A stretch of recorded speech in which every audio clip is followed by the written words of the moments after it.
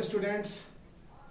मैं वरुण सिंह क्लास 8 के साइंस का chapter 1 I am again with you for science class of class 8।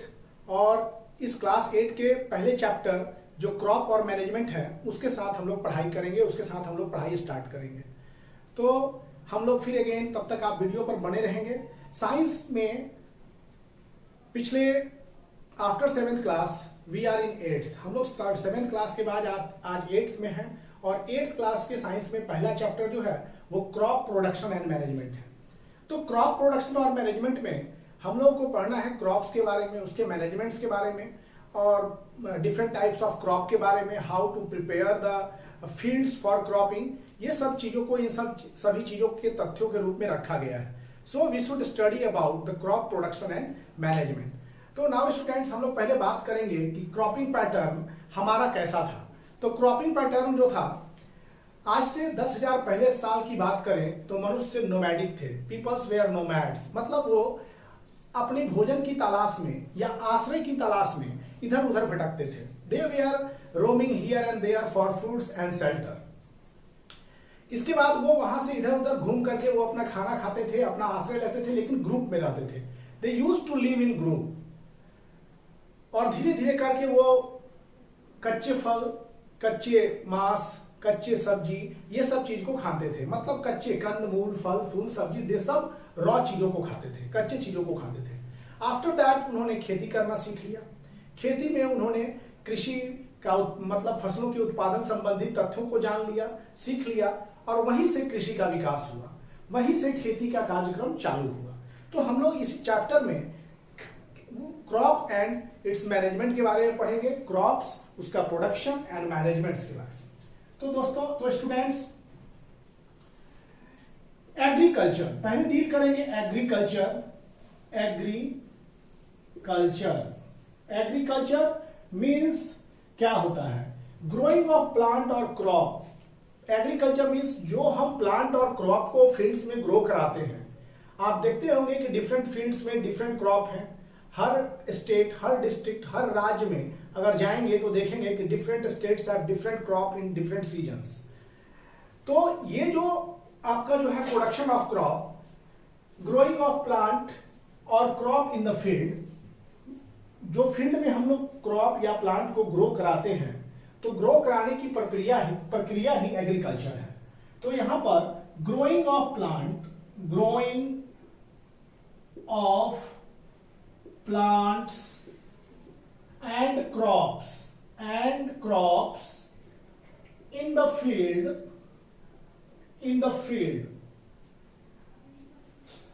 Field में कौन कौन से क्रॉप आप देखे होंगे? क्रॉप में आप देखे होंगे व्हीट, आप देखे होंगे राइस, आप देखे होंगे। In the field is called agriculture. इसको कहते हैं हम लोग एग्रीकल्चर कहते हैं। Agriculture in Hindi, we agriculture को हम लोग कृषि कहते हैं। एग्रीकल्चर इज नोन एज कृषि इन हिंदी, और आवर कंट्री इज एग्रीकल्चर प्रधान, मतलब कृषि प्रधान देश है।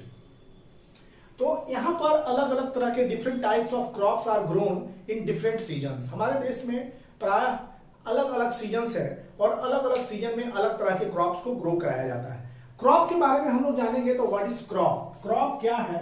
तो क्रॉप का अर्थ होता है कि देखिए, क्रॉप्स में सबसे पहली बात यह है कि अगर एक ही तरह के फसल को हम लोग उगाते हैं, जन्म देते हैं एक फील्ड में, एक ही तरह का होना चाहिए, तो उसको हम लोग क्रॉप कहते हैं।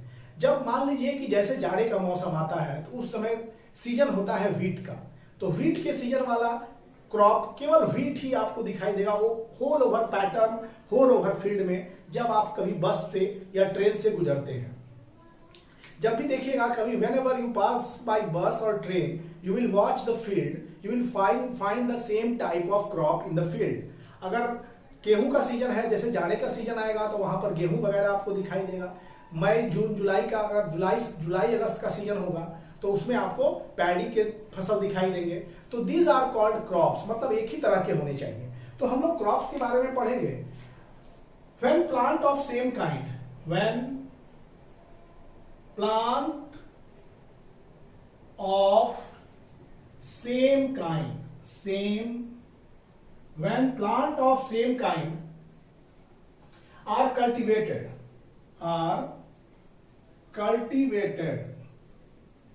plant of same kind are cultivated at one place same kind of crop मतलब same kind of plant are cultivated at one place on a large scale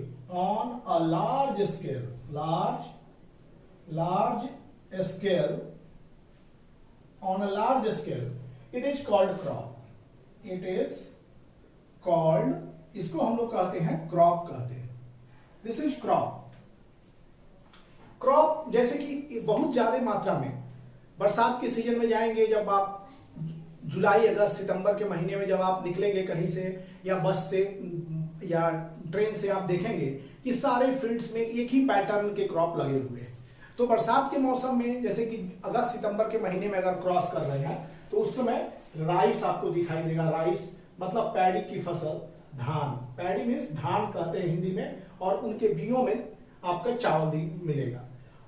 जाड़े में अगर गुजरते हैं तो वहां व्हीट के फसल दिखाई देंगे, गेहूं के फसल दिखाई देंगे। तो हमारे दो सीजन्स में, एक जाड़ा का सीजन हो गया, एक पैडी जो जिस सीजन में होता है वो बरसात का हो गया। जब वेस्ट मानसून आता है उस समय पैडी की फसल होती है। तो यहां पर हम लोग क्रॉप्स के बारे में पढ़ रहे हैं कि same plants of same kind, when plants of same kind are cultivated at one place on large scale, एक ही प्लेस पर लार्ज स्केल के अगर प्लांट ग्रो कराए जाते हैं तो उसे ही हम क्रॉप कहते हैं। ये रेनी सीजन में जनरली आप जब कभी भी ट्रेन या बस से पास कर रहे होते हैं बच्चों, तो ये रेनी सीजन में इस तरह की क्रॉप को देखेंगे। और ये जो है जब आप विंटर में जाएंगे, विंटर सीजन में आप इस तरह के फसल को देखेंगे जब मौसम जाड़े का आता है। तो ये डिफरेंट सीजन्स में ग्रो होने वाले क्रॉप्स हैं। तो हमारे देश में different type of crops are grown because of different seasons के कारण ऐसा हो पाता है। डिफरेंट सीजन और क्लाइमेट, हमारे देश में 4 तरह के सीजन होते हैं ऐसे। तो हम लोग रेनी और विंटर सीजन की ही चर्चा करेंगे। यहां पर crops are of different kind, crops are of different kind, हमारे क्रॉप्स डिफरेंट काइंड के हैं। इसमें the crops are different crops. हमने जैसे कि आपको बताया कि रेनी सीजन में केवल पैडी दिखाई देगा, विंटर सीजन में गेहूं केवल व्हीट दिखाई देगा, मीन्स अपने क्लाइमेटिक कंडीशंस के आधार पर। तो यहां पर देखेंगे कि डिफरेंट टाइप ऑफ क्रॉप्स में कौन कौन होता है। सीरियल्स, ये हो गए सीरियल्स हो गया। इसके बाद हो गया वेजिटेबल्स, इसके बाद आपका क्या हो गया फ्रूट्स। ये हो गए different types of crops of different kind. इसमें on the basis of season ये ग्रो करते हैं। सीजन के आधार पर हमारा देश बहुत ही वास्ट कंट्री है। Our country is a very vast country. तो हमारे देश में 2 तरह के क्रॉप्स होते हैं क्लाइमेटिक कंडीशंस के आधार पर।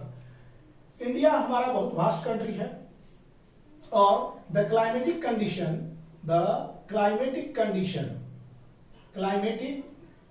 Condition of our condition like temperature climatic condition में जैसे हम बात करेंगे टेम्परेचर का, humidity, temperature, humidity and rainfall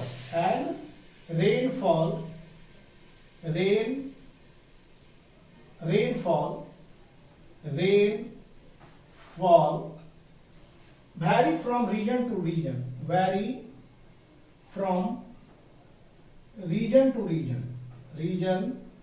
to region means ये जगह पर, क्षेत्र पर निर्भर करता है आपका क्लाइमेटिक कंडीशंस। हर जगह के temperature, humidity, speed of wind अलग अलग होते हैं और इस तरह की व्यवस्था से हमारे देश का क्लाइमेटिक कंडीशन जो है वो रीजन टू रीजन वैरी करता है। हमारे देश में जैसे कि सबसे ये कृषि प्रधान देश है, और दूसरा चीज क्लाइमेटिक कंडीशंस का वेरी करना रीजन टू रीजन एक इंपॉर्टेंट फैक्टर बनता है इन क्रॉप्स के लिए। अब cropping patterns, rich variety of crops are grown in our country. Rich variety of crop are grown in our country.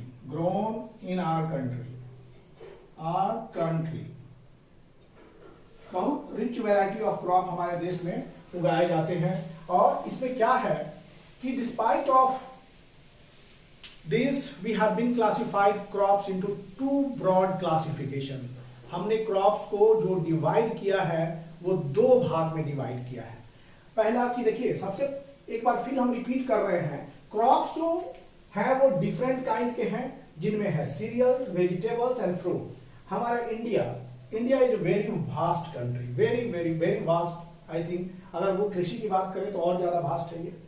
The climatic conditions like temperature, humidity and rainfall इस देश में हर reason में अलग अलग है। अगर बात करेंगे आसाम का, तो आसाम में क्या है कि वहां बहुत ज्यादा रेनफॉल से फ्लडिंग की समस्या ज्यादा रहती है। और राजस्थान की बात करेंगे तो वहां सुखाड़ रहता है, तो वहां पर ड्रॉट कंडीशन जैसा माहौल बना रहता है। तो यहाँ पर हमारा जो है रीजन, वो climatic condition region to region vary करता है। और यहाँ फिर भी यहाँ पर rich variety of crops grown होते हैं। एंड इस रिच वैरायटी के बाद भी हम लोग क्रॉप को दो ब्रॉड पैटर्न में डिवाइड किए हुए हैं। In spite of rich variety of crop, we have divided crops into two broad classification. तो यहां पर despite rich variety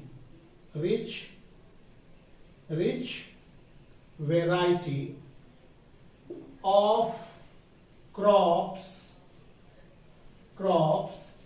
we have classified the crop. We classify the crops into two broad cropping pattern. Two broad cropping pattern. हमारे यहाँ pattern दो ही है, broad cropping pattern, मतलब दो विस्तार। जैसे कि दो क्रॉप का जो है ज्यादा चर्चा होगा। एक क्रॉप जो कि आपका होता है रेनी सीजन्स में, टू ब्रॉड क्रॉपिंग, मतलब एक जो होता है आपका रेनी सीजन में, रेनी सीजन,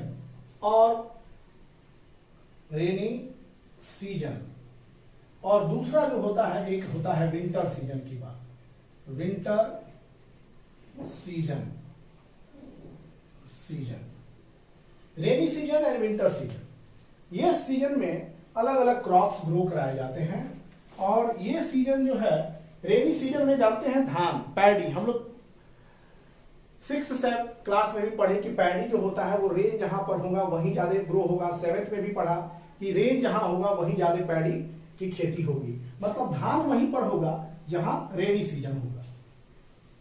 तो यहां पर रेनी सीजन है, रेनी सीजन में जो क्रॉप होते हैं उसको खरीफ क्रॉप कहते हैं। खरीफ क्रॉप, समटाइम्स इसको समर क्रॉप भी बोलते हैं।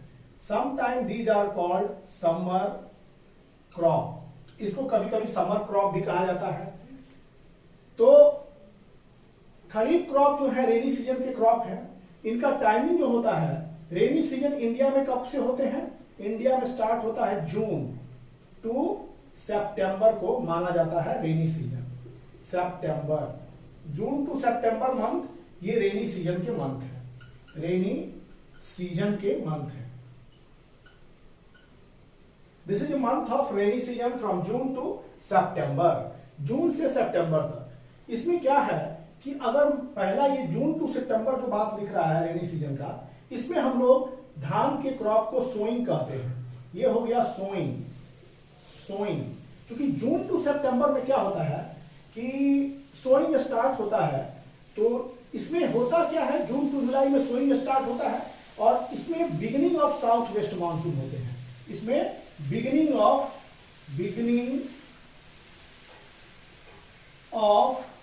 साउथ वेस्ट मानसून,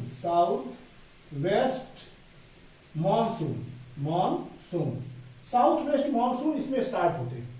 तो जून की बात जो होगी, जून में हम लोग शो करते हैं जून जुलाई सीजन में, लेकिन इसमें जो होगा बोना शुरू करते हैं धान का, पहले से लगाते हैं, हम नर्सरी क्रिएट करते हैं इसमें छोटे छोटे धान। जब आप देखेंगे तो पता चलेगा कैसे धान की खेती होती है। तो इसमें जून जो होता है वो बिगिनिंग, वो जो होता है वो सोइंग का सीजन है, बोने का सीजन है। जब हम धान लगाते हैं तो वो जून सीजन होता है और जुलाई सीजन। और जून और जुलाई सीजन जो होता है beginning of south west monsoon, south west monsoon उधर से साउथ में वेस्ट मानसून के समय में का शुरुआत होता है। तो हम लोग देख रहे हैं कि अभी जिस आवाज से गर्मी पड़ रही है तो इसमें वाटर वेपर के रूप में स्पेस में जा रहे हैं, मतलब कि गो टू हायर लेवल, वहां पर कूल होंगे, कंडेंस होंगे, तो वही चीज हमारे पृथ्वी पर गिरेंगे। तो ये जो है beginning of south west monsoon start कहां से होगा, जून और जुलाई में। और अगर हार्वेस्ट करेंगे इसको तो हार्वेस्ट हम लोग करते हैं कब, पार्टिकुलरली इन सितंबर। ये हार्वेस्ट कटाई करते हैं, इसमें हार्वेस्ट करते हैं सितंबर में। तो रेनी सीजन जून टू सितंबर में जो पहला स्टार्टिंग है वो है आपका सोइंग का, और सितंबर जो है वो हार्वेस्टिंग का टाइम होता है। बिकॉज क्रॉप इसमें जो होता है कि पैडी का क्रॉप बहुत ज्यादा मात्रा में इसको पानी चाहिए, सो इसको हम जून से जुलाई के बीच में सोइंग करते हैं, क्योंकि वहीं से साउथ वेस्ट मानसून का शुरुआत होता है। तो साउथ वेस्ट मानसून बहुत सारे वर्षा लाते हैं अपने साथ, और वहीं से हम लोग की धान की पहली बुआई चालू हो जाती है, बोना चालू हो जाता है। तो जून और जुलाई जो है धान बोने का समय है, और सितंबर मास जो होता है वो धान काटने का समय होता है, when we harvest the paddy, जब हम पैडी को हार्वेस्ट करते हैं। अब इसमें kharif crop harvested at the end of monsoon, मतलब ये क्या होता है सितंबर, एंड ऑफ मानसून, ये मानसून का एंडिंग होता है, एंड ऑफ मानसून। ये मानसून जो होता है सितंबर में जाके लास्ट सितंबर तक एंड करता है, और उसी समय हम इसको हार्वेस्ट करते हैं। हम लोग खरीफ क्रॉप के बारे में पढ़े कि खरीफ क्रॉप कब होते हैं, रेनी सीजन में। अब रेनी सीजन में जून टू सितंबर मतलब जून और जुलाई जो होता है उस पे धान लगाने का समय, पैडी को लगाने का समय होता है, और सितंबर का लास्ट तक पैडी की कटाई हो जाती है, और ये एंडिंग ऑफ मानसून होते हैं। सितंबर सीजन में एंड ऑफ मानसून यहाँ पर होता है, और जून जुलाई में ये क्या होता है, beginning of south west monsoon होते हैं। खरीफ क्रॉप में जो मुख्य फसलें हैं उसके बारे में हम लोग चर्चा करेंगे। तो पहला लेटर जब भी कोई ये जो खरीफ क्रॉप है, तो जो पहला जून टू सितंबर लिखा है, तो पहला होता है आपको बुआई का समय, जब हम लोग लगाते हैं धान को, पैडी को लगाते हैं सितंबर, जब हम हार्वेस्ट करते हैं। तो रेनी सीजन में ये धान की फसल होती है, और जून और जुलाई जो होता है वो beginning of south west monsoon, लेकिन September month is the end of monsoon. Two broad cropping pattern में पहले हम लोग क्या देखें कि पहला खरीफ क्रॉप, खरीफ में कौन कौन आता है, खरीफ क्रॉप में सबसे इंपॉर्टेंट चीज है, खरीफ क्रॉप में जो बात आती है वो पहले आती है आपकी पैडी मतलब धान, उसी में बिया होता है, बी होता है मेज, इसमें मेज रखेंगे, मेज का भी होता है मिलेट को हम लोग इसी में रखते हैं। इसके बाद जो है सोयाबीन आपका खरीफ है, सोयाबीन भी आपका एक खरीफ क्रॉप है। इसके बाद ग्राउंड नट आपका खरीफ क्रॉप है, ग्राउंड नट क्या हो गया, ये खरीफ क्रॉप है। इसके बाद क्या हो गया, कॉटन जो है खरीफ क्रॉप है, कॉटन खरीफ क्रॉप होता है। तो ये सब खरीफ क्रॉप है। पैडी जो है, पैडी को हम विंटर में नहीं लगा सकते। वाई कैन नॉट, हम लोग पैडी को या इस सब चीज को we can not grow in winter. Why, because of less, we can not grow this crop इन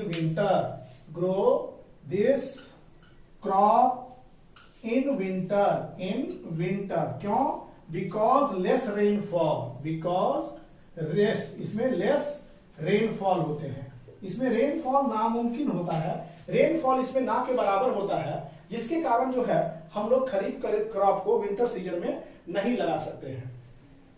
तो ठीक है, तो यहां पर खरीफ में पैडी, मेज, मिलेट, सोयाबीन, ग्राउंडनट, कॉटन, ये सब जो है वो खरीफ फसल है। तो ये इनको हम लोग क्या होता है रेनी सीजन में लगाते हैं। We can not grow this crop in winter because less rainfall. इनको हम लोग जाड़े में नहीं लगा सकते हैं क्योंकि रेनफॉल नहीं होता है। तो हम लोगों ने क्या देखा, जून जुलाई जो बरसात का समय होता है, जून जुलाई बरसात का समय होता है, इसमें क्या होता है, इसको लगाया जाता है, सोइंग किया जाता है, सोइंग। और सितंबर में इसको लास्ट तक जब मानसून जाते हैं तो इसको कटाई करते हैं। कहीं कहीं अक्टूबर तक चला जाता है इसकी कटाई करने में, और वो अपने अपने क्षेत्र के हिसाब से वैसा होता है, अपने क्षेत्र के हिसाब से।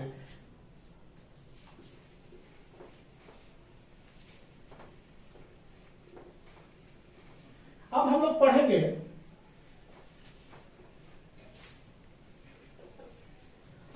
पढ़ेंगे कि खरीफ के बाद जो है रबी क्रॉप, रबी के बारे में हम लोग पढ़ेंगे। रबी क्रॉप के बारे में पढ़ेंगे। रबी में जो है उसमें हम पढ़ेंगे कि rabi crop grown in winter season. ये क्या होता है, ग्रोन इन विंटर सीजन, ये विंटर सीजन में ग्रो होता है।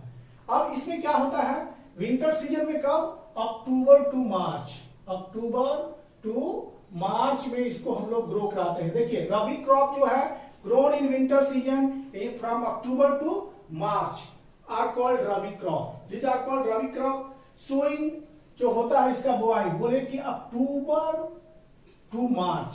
तो सोइंग कब होगा, ये शुरू वाला जो है वो सोइंग पीरियड को दिखाता है, इसमें बुआई होती है।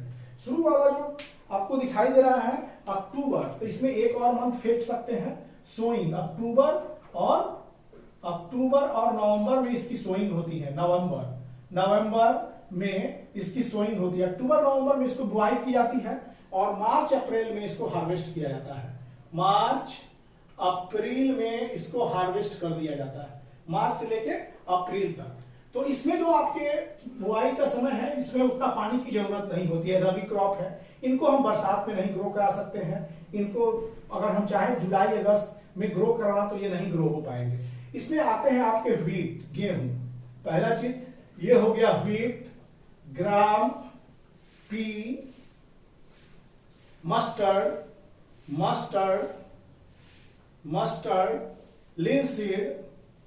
लिनसीड, ये हमारे ग्रो करते हैं। तो इसमें क्या करते हैं कि गेहूं, ग्राम, पी, मस्टर्ड और लिनसीड को ग्रो कराया जाता है।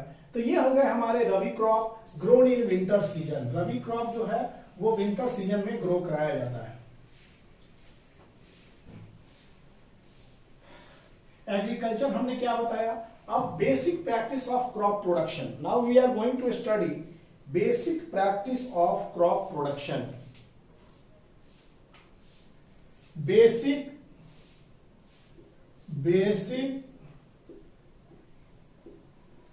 practice of crop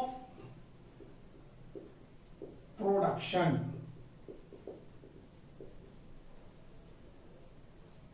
basic practice of crop production. तो क्रॉप प्रोडक्शन के लिए भी शुरू से ही बेसिक प्रैक्टिस की जाती है, बेसिक प्रैक्टिसेस। तो क्रॉप प्रोडक्शन के लिए बेसिक प्रैक्टिस जो है इसके बारे में हम लोग पढ़ेंगे। जिस तरह की मान लीजिए कि आपके एग्जाम्स आते हैं और एग्जाम के लिए भी आप बेसिक प्रैक्टिस करते हैं, शुरू से प्रैक्टिस करते हैं, एग्जाम पीरियड के आने के समय और बेसिक प्रैक्टिस में कुछ चेंजेस लाते हैं। उसी तरह से हमारे क्रॉप प्रोडक्शंस में भी एक बेसिक प्रैक्टिस की जाती है। बेसिक प्रैक्टिस कराते हैं हम लोग, बेसिक प्रैक्टिस करते हैं क्रॉप को प्रोडक्शन के पहले। और जो बेसिक प्रैक्टिस है वो है cultivation of crop, cultivation of crop, cultivation of crops involves several activities undertaken by farmer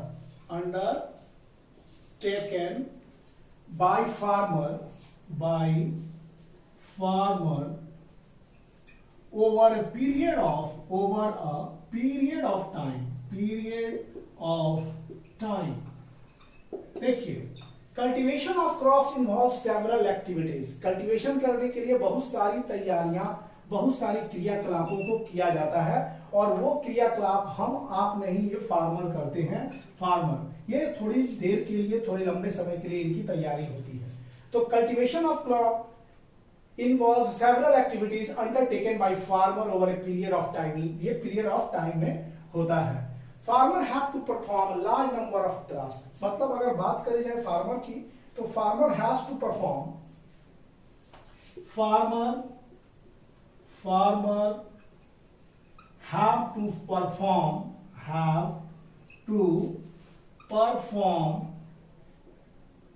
perform large number of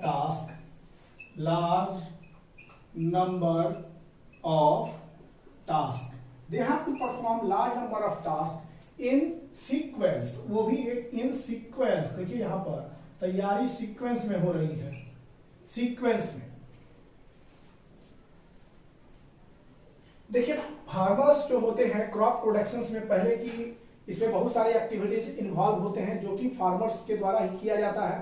farmers have to perform a large number of task. उनको बहुत सारा टास्क परफॉर्म करना होता है इन sequence में, और वो हमेशा गुड क्रॉप्स, गुड फसल्स ही चाहते हैं। तो गुड फसल चाहते हैं, तो ये जो है उनके प्रैक्टिस पर निर्भर करती है, किस तरह से प्रैक्टिस उन्होंने किया है, और इसको बोलते हैं agricultural practice.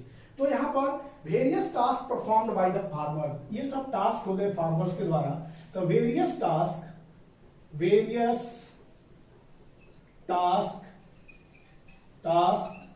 Performed by the farmers,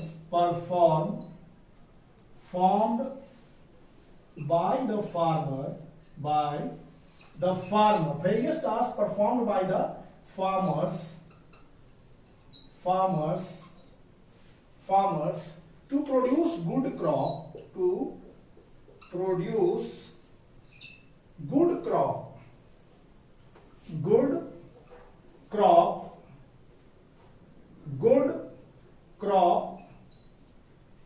is called agricultural practice,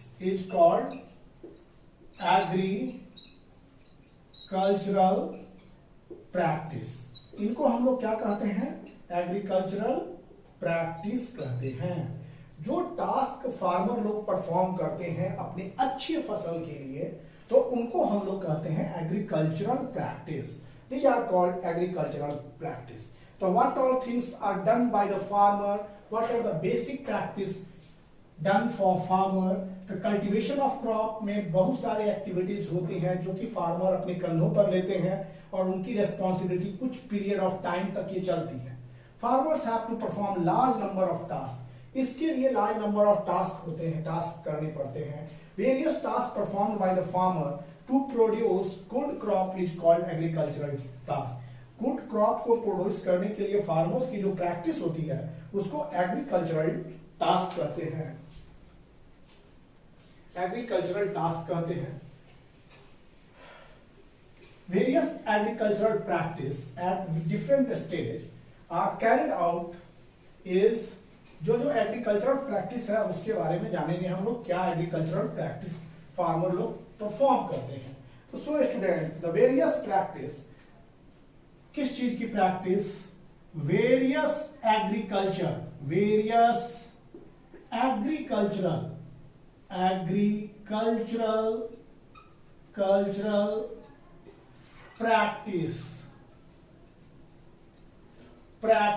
various agricultural practices which are carried out at various stage, which are carried out at various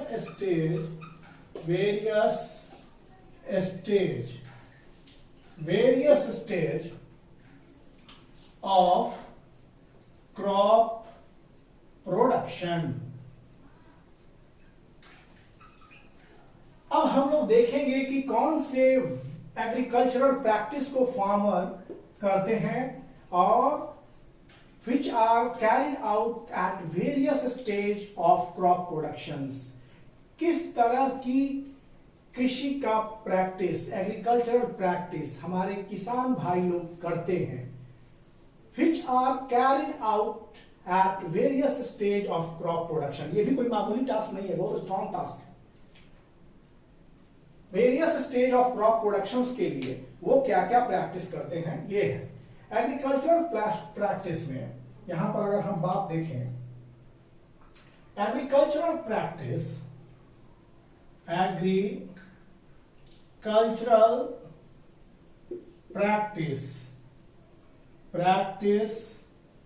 agricultural practice which are performed by farmers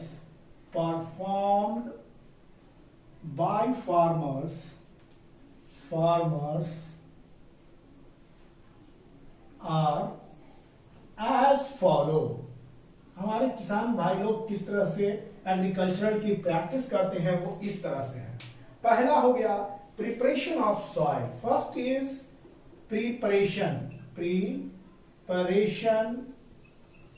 of soil, मिट्टी को तैयार करना। देखिए, what we do for preparation, more preparation is done for the agriculture, that is पहला उनका होता है वो प्राकृतिक रूप से तैयार होना पड़ता है सॉइल को प्रिपेयर करना।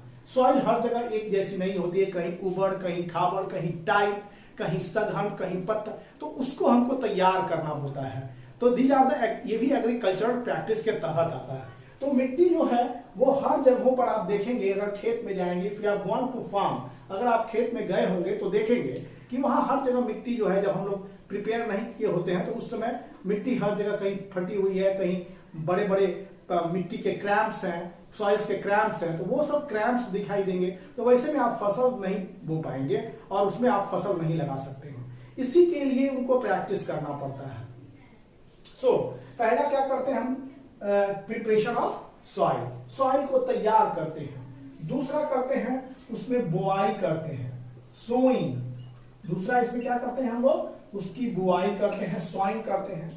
फिर तीसरा, जब बोने के बाद क्या होता है कि हम लोग मार्केट से मैन्योर वगैरह लाते हैं, या अगर मान लीजिए कि गोबर वगैरह, राख वगैरह है तो उसको भी डाला जाता है। वो बहुत ही महत्वपूर्ण होता है, ह्यूमस रिच होता है और ह्यूमस रिच मतलब मोर फर्टाइल। तो अगर मान लीजिए कि उसका अगर अभाव है तो मार्केट से मैन्योर वगैरह ला करके आफ्टर सोइंग वो मैन्योरिंग करते हैं, ताकि न्यूट्रिएंट्स मिलते रहे, फसल्स को न्यूट्रिएंट मिलते रहे। ये बुआई की बात की प्रक्रिया है। पहले तो मिट्टी को तैयार किए, मिट्टी को तैयार करने के बाद सोइंग की प्रक्रिया में हम लोग आते हैं। जब बुआई हो जाता है तो उसमें मैन्योरिंग करते हैं, ताकि उचित पोषण मिलता रहे, पौधे कोई कुपोषण के शिकार ना हो, मतलब so manuring is necessary. Third is adding manure and fertilisers, adding manure and fertilisers.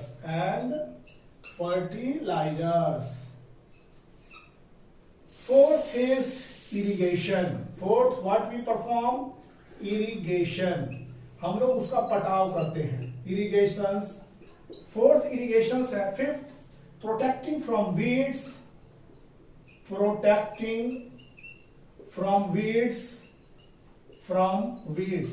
उनको हम खरपतवार से बचाते हैं। Sixth is harvesting. वेस्टिंग, उसकी कटाई करते हैं, हार्वेस्ट मतलब। एंड सेवेंथ इज स्टोर करते हैं। हम कटाई करने के बाद जितना भी है, जो भी हम प्राप्त करते हैं, उसको स्टोरेज में ले जाते हैं। उसके बाद भी प्रक्रिया होती है, लेकिन हम लोग मेन 7 प्रैक्टिस करते हैं। पहले तो हम बताएं प्रिपरेशन, सोइंग, उसमें खाद डालते हैं। खाद डालिएगा, पानी नहीं मिलेगा तो वो भी जो है फसल के लिए नुकसानदायक है, ट्रांसपिरेशन नहीं होगा। दूसरा चीज, उसको पानी के थ्रू न्यूट्रिशन को पौधे ऊपर ले जाते हैं। पानी की सहायता से पौधे जो है न्यूट्रिशन को ऊपर की ओर ले जाते हैं, मतलब कि रूट से एब्जॉर्ब करता है वाटर जाइलम के थ्रू, और जाइलम के थ्रू लीव्स तक, और लीव से वेरियस पार्ट ऑफ बॉडी तक वाटर को पहुंचाते हैं। तो इसमें क्या होता है कि irrigation, so irrigation is necessary because irrigation helps in, irrigation से क्या होता है कि water helps in minerals and nutrient transport में बहुत इंपॉर्टेंट भूमिका निभाते हैं। फिफ्थ चीज कि अगर हम कोई फसल लगाते हैं तो उसमें क्या होता है कि फसल लगाने के बाद होता है कि उसके साथ अगर कोई भी फसल लगाए तो उसके साथ अलग से कोई नए नए फसल उसमें जन्मने शुरू हो जाते हैं। तो वो क्या करते हैं कि मान लीजिए कि उसमें कुछ पानी डाले तो पानी उनका कुछ दूसरे अन्य फसल जो है उनके साथ आते हैं, वो हजम कर जाते हैं, उनके कुछ न्यूट्रिएंट्स वो खा जाते हैं। और इस चीज को बचाने के लिए हम लोग जो उनके साइड से जो फसल लगाएं उनके साथ कुछ बगल से जो फसल पैदा हुए हैं उनको हटाते हैं। तो इसको कहते हैं प्रोटेक्टिंग फ्रॉम वीड्स। उसको जा करके हाथ से नोच करके फेंक दिया जाता है, क्योंकि उनका भोजन कुछ ये हड़प लेते हैं, उनका पानी कुछ ये हड़प लेते हैं, उनका न्यूट्रिएंट कुछ ये हड़प लेते हैं, तो जिससे पौधे को न्यूट्रिएंट्स उचित मात्रा में नहीं हो पाता है। सो प्रोटेक्टिंग फ्रॉम वीड्स।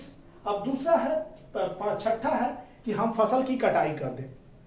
जब कटाई करते हैं इसके बाद काटने के बाद क्या होता है कि उसको हम लोग बीज को निकाल करके थ्रेसर वगैरह में ले जाके उससे हम क्या करते हैं कि धान हो तो धान निकाल लेते हैं, चाहे मशीन में जाकर के हम लोग धान निकाल लेते हैं, चावल निकाल लेते हैं, और जो निकल के आते हैं उनको स्टोरेज में ले जाके स्टोर कर देते हैं। स्टोर में नीम का पत्ती वगैरह डाल के या कोई अन्य केमिकल डाल के उनको स्टोर किया जाता है ताकि उनमें कुछ हार्मफुल माइक्रो ऑर्गेनिज्म ग्रो नहीं कर पाए। तो बड़े बड़े सिलोज वगैरह बने होते हैं, जहां पर आपका राइस मिल वगैरह होता है तो बहुत बड़े बड़े सिलोज होते हैं, उसमें ग्रैनरीज को स्टोर किया जाता है।